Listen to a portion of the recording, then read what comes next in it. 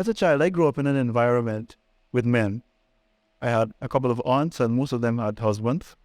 And my uncles, they were around, as well as my stepfathers. My own father was not a part of my life. So, but my environment was basically filled with men. Men and violence is a complex issue, because we cannot talk to men and violence outside of the purview of how men are socialized and how children are socialized. And lots of times with the work we've done with men, we sometimes see where it's the impact of their socialization, sometimes childhood issues and childhood aversive experiences that would have pushed them to violence. Not to say that they have the right to be violent, but lots of times when you check the thread and you connect the dots, that what brings them to that point, we see it not only as a masculinity problem, but a socialization problem. I saw things like, we go to work, we come home, everybody's got a job, we party, we get a wife, a woman, whichever one you want to put, and, you grow up, and this is the image that you would want to think of, that you grow up and you become. Masculinity is learned attitudes and engendered behavior. And it forms a pattern based on how persons are socialized and how they are able to express themselves. In terms of having a conflict, I found it very difficult to deal with. I don't know how to deal with that. And when I look around in my environment, there wasn't much of anybody telling you how to deal with that. Growing up, violence was one of the ways that men dealt with relationships. Right. You would hear it, you would see it, it was a part of my home. And so, that way, when you get really upset, somebody with an anger issue obviously will need to find a way to release.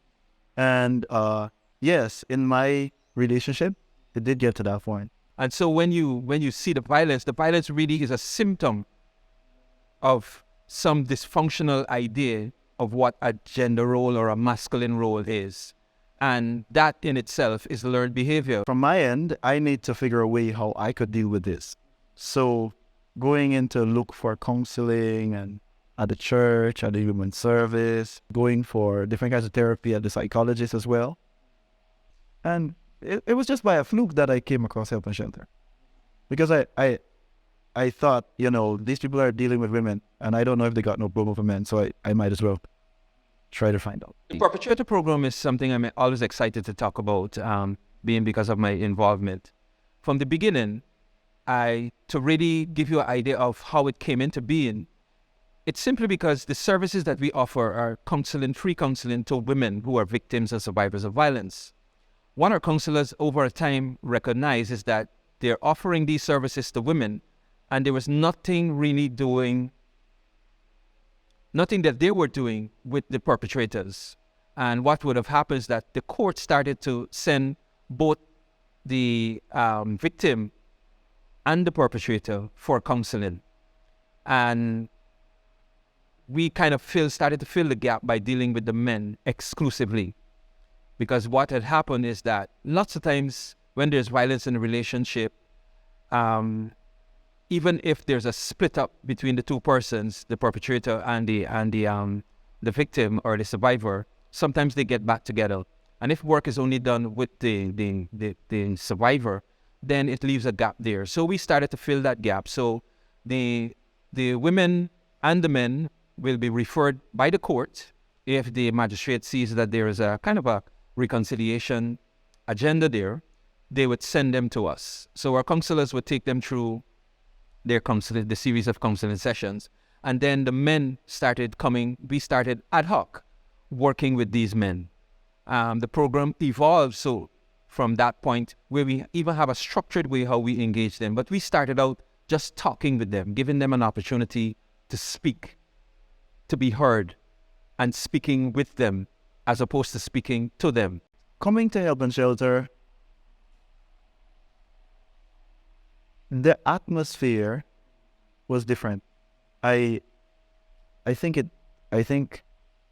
if you describe it as some amount of therapy, because you get to talk, and then you get to listen to other men, and then you are taught, and then you're given an opportunity to implement, to think about and to implement what you would have learned.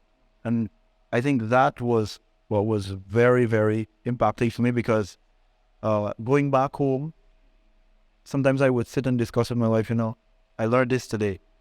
And she was like, wow. So you're going back next week, right? And she encouraged me. We have coined our strategy as convo therapy. But basically, and we have some really stringent guidelines in this convo therapy, is that we hold men to strict accountability, principles of accountability for their actions, and we look at the re-education. I was able to develop control and learn how to deal with anger management. The program is the single entry point for any man who has an issue with violence, especially intimate partner violence. And we take them through 7 weeks of engagements, which is based on their education. And then we introduce the re-education, because we have to always visit their ideas of what their roles are, what influence their ideas of what their roles are, what their socialization process and their socialization track was like, what their childhood was like. The gender-based violence, the situation that we would have learned about, the education pertaining to that, helped me greatly. It's like therapy. You get an opportunity to talk, to listen, to learn, to act, to implement what you would have learned. To find solutions across the board, we have to involve men. We have to demand that they be accountable, and we have to help them to review what masculinity should be. I learned how to deal with anger, to control, how to listen to my spouse, how to when she's at this point or that point, you get to learn how to read the relationship and respond. Instead of just reacting, you respond. And I'm able to, personally, listening was one of my problems as well. So it wasn't just anger management, it was, you don't listen, and you get vexed when you don't hear the right thing. The men come in, lots of times they come in kicking and screaming they're not supposed to be there because they've done so much for their family, as if it's supposed to compensate for the violence they might have meted out. So accountability is absolutely important. And then because of that view they might have, that their violence should be at least acceptable because of all the other things they do and all the responsibilities they have, then it comes to that they have to examine this core issue of what masculinity is in their context, in their mindset. And therein is when we start to examine the social practices, how it has become a social norm, and why it has become a social norm, and why do they submit to that idea that men are powerful while women are powerless. From the father to the husband to that, and we're all exposed to gender-based violence, whether we like it or not. A key light bulb movement for me is when we ask the question of what really is a major problem that men don't respond positively to non-violent practices. And one of the gentlemen said to me, and he was going through the court system because he had been violent to his wife, he said, it's the information we don't have.